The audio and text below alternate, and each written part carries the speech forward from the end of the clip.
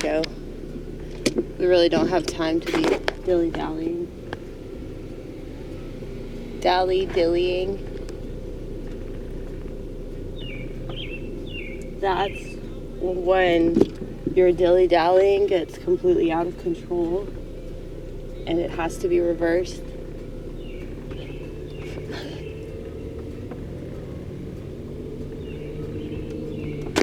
Hold on, vortex.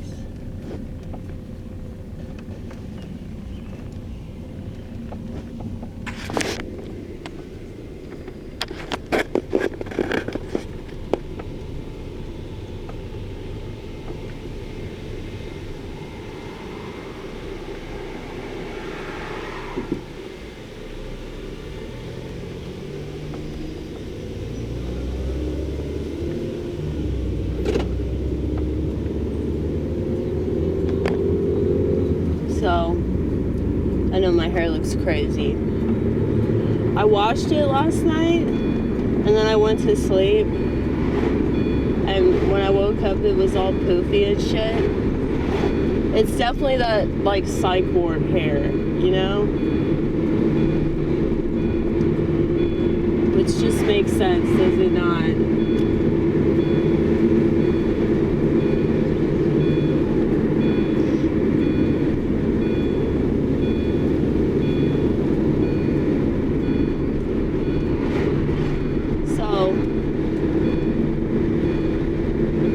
I am going to do stand-up tonight.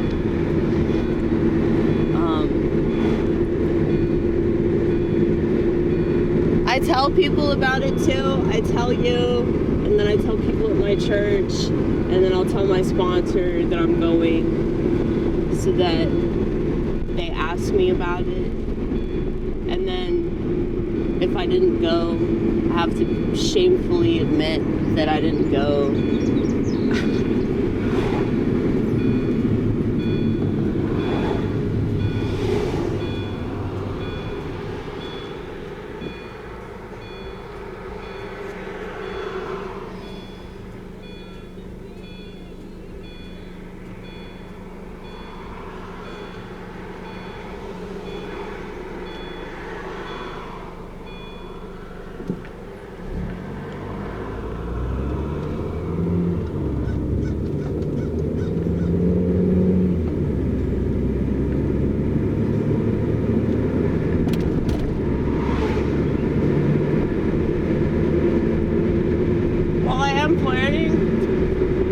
Going to another mic on Wednesdays, but of course there's some long-ass church service tomorrow night, and I'm in the choir, so I kind of sort of should be there.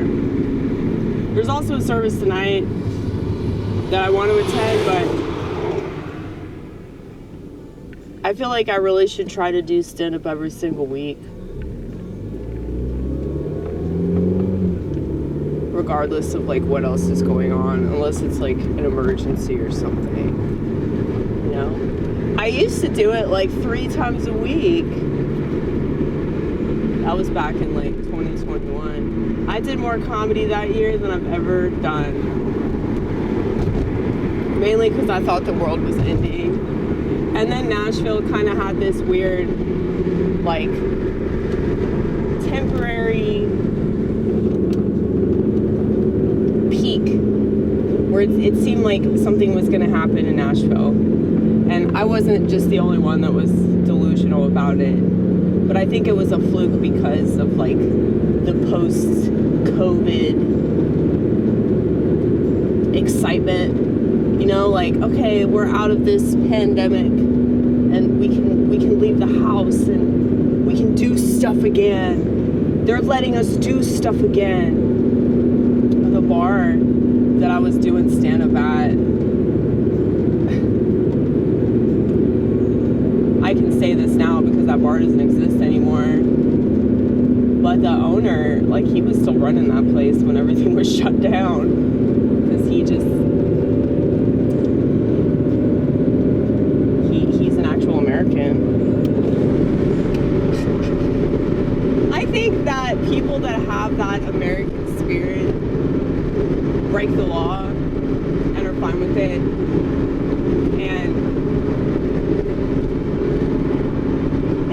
whatever they're doing is unconstitutional, then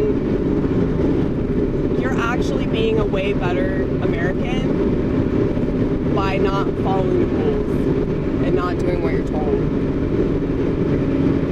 Especially if everybody around you isn't. Especially if everybody around you is just like caving in to things.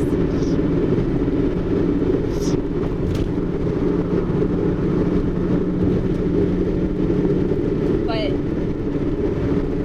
you know,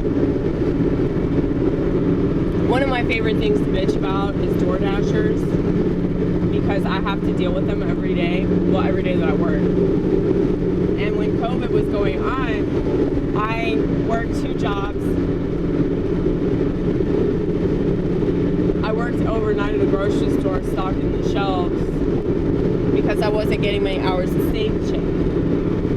But I did notice the 10 hours that I was working at Steak and Shake every week that we started doing these delivery orders, right? And I remember saying to myself, because I always say these things to myself and nobody else, because nobody's going to listen to me anyway. But I said, this is going to ruin the restaurant industry. Because more and more people are going to start ordering this way, which means more and more people are going to be working those jobs that provide this food. And if that's the case, then the restaurants won't be able to keep up. And so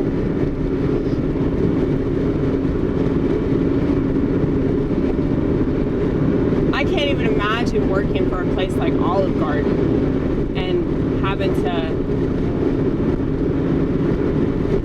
make food like that, you know, like fine dining or whatever.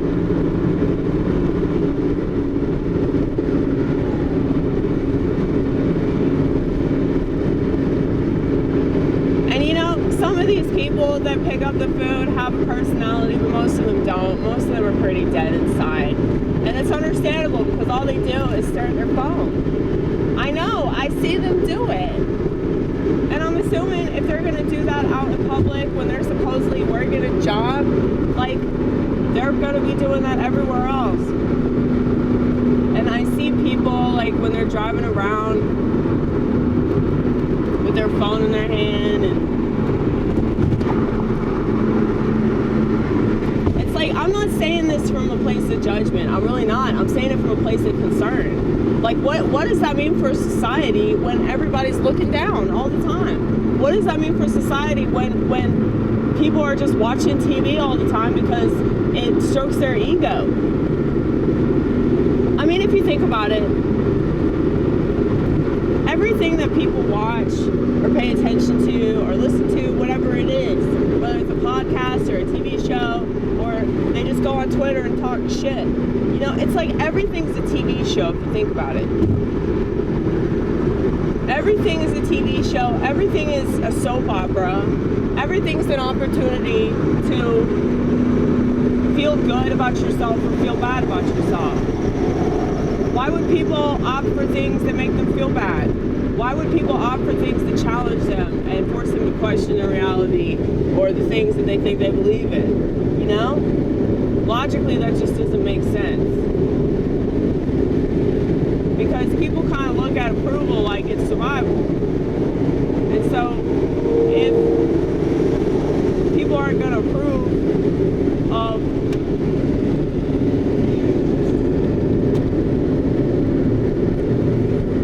what they're saying,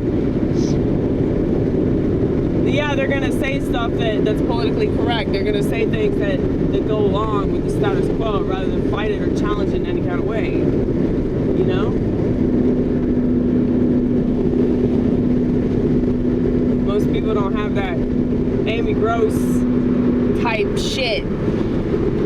That thinky outside the boxy, feely outside the boxy. It's really more about feelings than it is thoughts. Because, yeah, they can plant thoughts in people's heads, But it's more about the emotions attached to the thoughts, because without an emotion, a thought is just kind of circling around. But it's gotta have something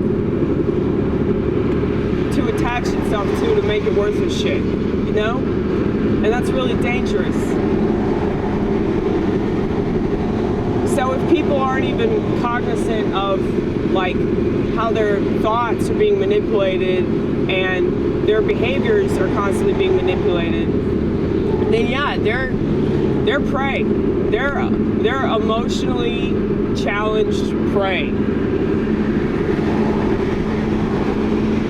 Just like a narcissist is gonna prey on somebody that's weaker, that needs approval, you know?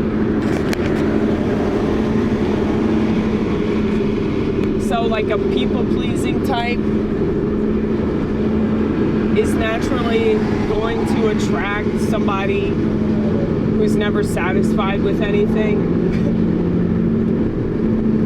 because it keeps them in that loop. And most people want to stay in a loop because it's familiar. And I get it, I really do. But it's like, at some point,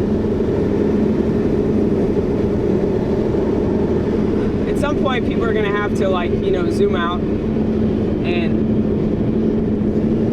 analyze things a little further if they want to have better relationships.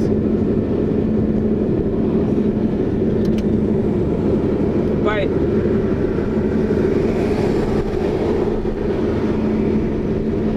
anyway, I brought that up to try to make it a metaphor. Okay, so if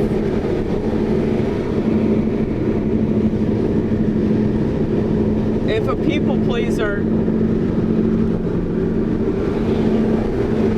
is naturally attracted to or attracts the type of person that is like overly critical,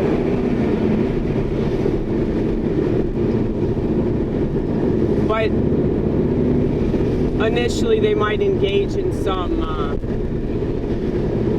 excessive complimentary business, you know, that's what we call love bombing. Well, I can always tell if I'm dealing with the narky pants based off of like how bullshit they are, like how they just say things to compliment people, but it's clear that they don't really mean it. And then, oh, if I just say this, then this person's going to give me this fake validation in a moment, you know? Well, I think that that's what's happening online, especially. So you have this fake validation that people are getting from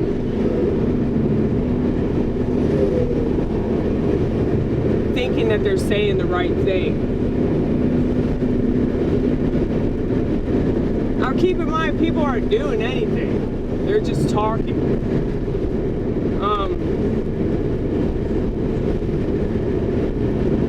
If they were to actually do something, they probably wouldn't need validation from their petty ass words, you know?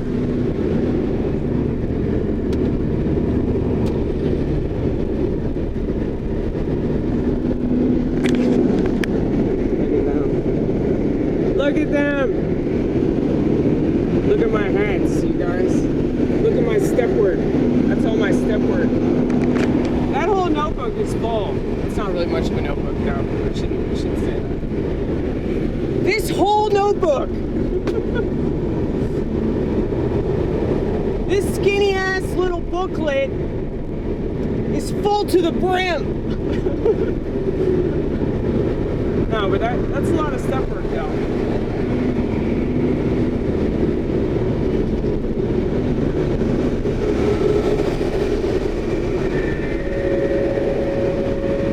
Anyway.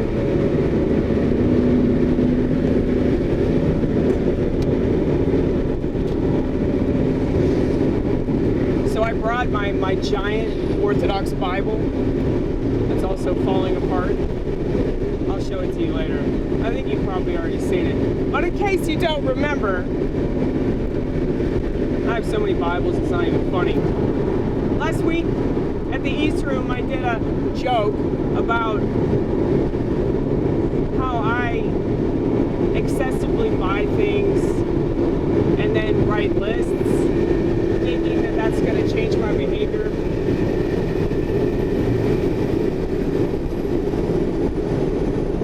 I don't write them anywhere near as much as I used to, though. Very seldomly, I'll write a list of things that I know I'm not going to do. I think that has legs. Because I said that in AA meeting, and everybody at the meeting got it. So maybe I just need to say it a different way.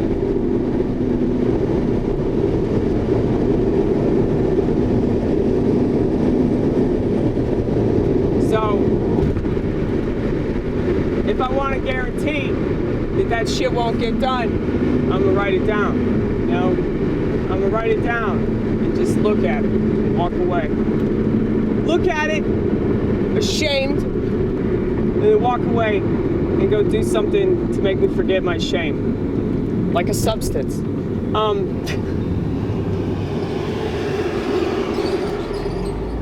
Substances are good for that, right?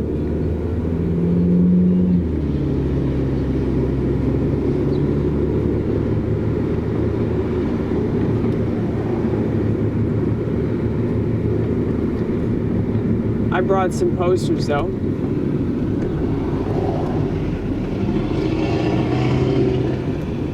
I don't know which one I'm gonna use, because I have so many posters, dude.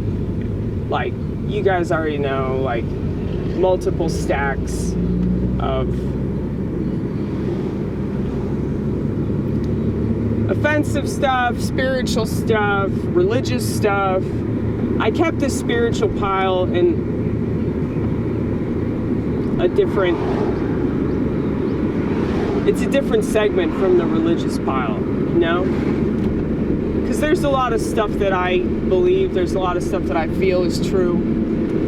But if I can't back it up through the scripture, then it's just my opinion, you know? There's a part of, I think it's Romans, where Paul is like,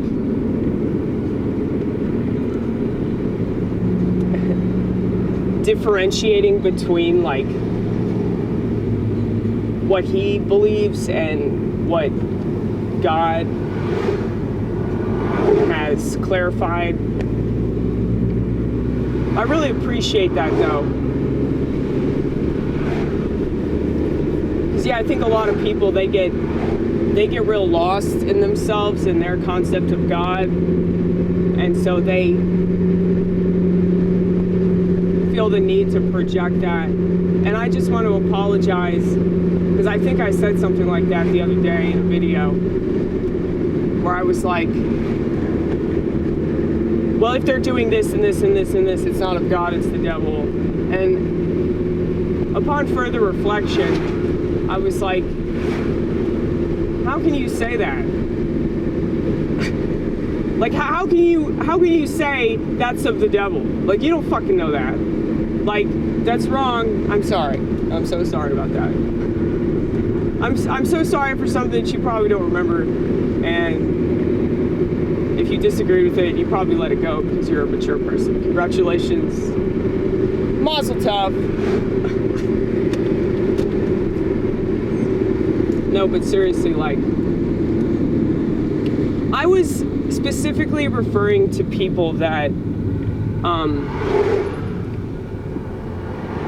come across as like really, really judgmental, and they basically like people that make these declarations about hell, you know, oh, well, you're gonna burn in hell if you do X, Y, and Z, and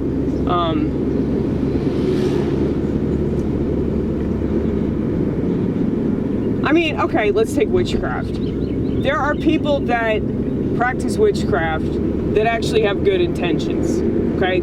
They're not just casting spells on people, and that's ignorant for me to assume that if you're any kind of witch, that just means you're a bad person, or, you know, you're a Democrat.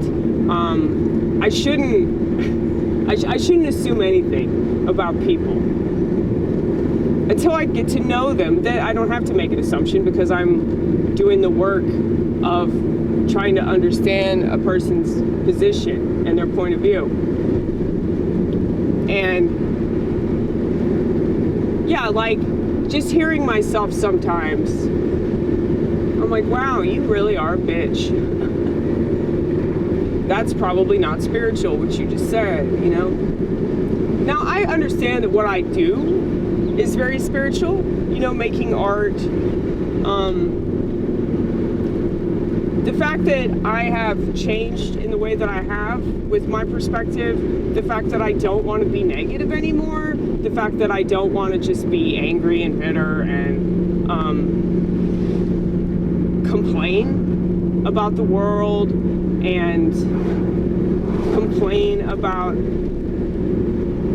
like, the stupidity of your average internet obsessed person, you know? It's like the lowest hanging of fruit, really. It's like the fruit is on the ground and I'm just picking it up and pointing at it, and I don't want to do that because it's lazy. And so I've noticed, and you'll see this more tonight, I'm sure, because the after comedy show is so much better, is it not? Where, you know, I will do a lot of videos after I leave the East Room or Bobby's or wherever I'm performing at, and you know, typically give my little critique of the things that I saw, or my own routine, but the routines that I see other people do. And yeah, I just don't want to be that judgmental bitch. That's what I'm getting at, okay? I really don't. Because everybody is on their own path. Everybody has to learn the lessons that they have to learn. And so, who am I? Like, what if, you know, somebody had to practice witchcraft in order to come to Christ? What if somebody, you know, had to be in a really shitty relationship, and another shitty relationship, and another shitty relationship, to realize the pattern? You know, like, I don't want to interrupt somebody's journey or their self-discovery process, all because, like, you know, I don't understand the specific point where they're at, you know? And I can very easily see other people in that position. I can see other people doing that and being very haughty and judgy and all that. So my priest did this really good homily yesterday where he was talking about judgment, and he was referring to the story of the blind man whose disciples were, Jesus' disciples were trying to figure out why the dude was blind, and they just assumed that he was blind because of sin. And Jesus was like, no, dude, no, this is actually so I can work my stuff on this motherfucker. Now, of course, I'm paraphrasing. He did not use the word motherfucker. But imagine an AG version. AG? G? Is G a letter? It is now. G. AG. I was gonna say there needs to be an AG version of the Bible. It's way cooler than any NIV version you're ever going to get. But anyway, what was I talking about? The story of the blind man. So that story is supposed to illustrate how it was Jesus' disciples that were blind. So they made assumptions about this dude, that he must have done something wrong, or his parents did something wrong. But Jesus was like, no, there's actually more of a purpose to this. And so that's how I try to look at mental illness, by the way. I think that the world is very, very blind when it comes to anything they don't understand. And rather than trying to understand it, they just make assumptions about it, point at it, and walk away, right? Because it makes them uncomfortable to not know something. So it's easier for them to be the classic control freaks that they are and say something that makes sense to them at the time,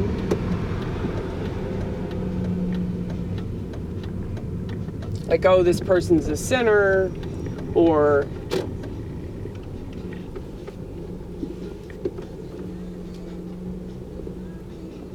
this person's a sinner, or this person has a disease, or this person has a disorder, right?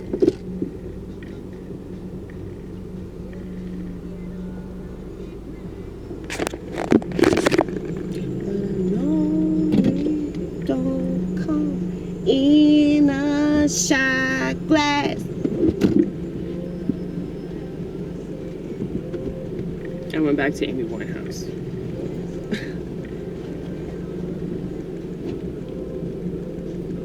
I got impulsive and switched the CD to the Allman Brothers, and then I got sick of it. Then I went back to Amy Winehouse. Let's see if I have anything else in here. Morrissey. The Violent Femmes. Iggy Pop. Okay. I think I know what I'm going to listen to.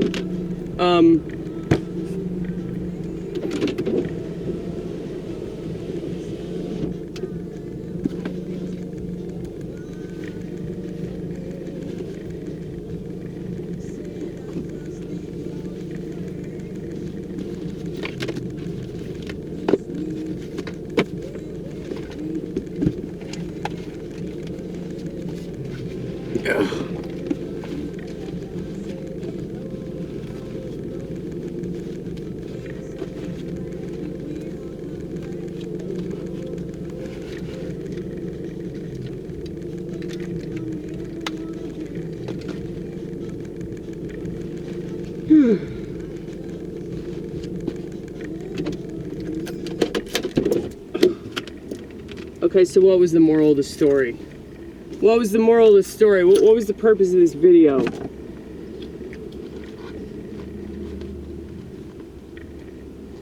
Oh, judgment. I think I was just talking excessively about judgment.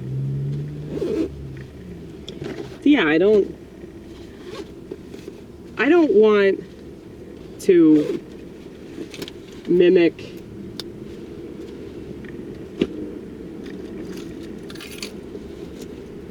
the things that I find to be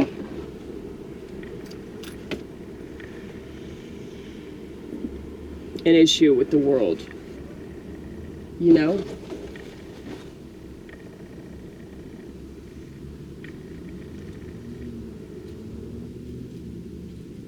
Why is it that we can easily point out problems that other people have, but we can't seem to notice that they strongly resemble our own? Why is that? Is that because we're just naturally judgmental? Like, are we just naturally prone to project?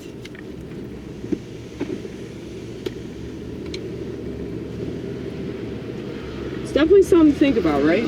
Definitely something to ponder. Among a lot of other things.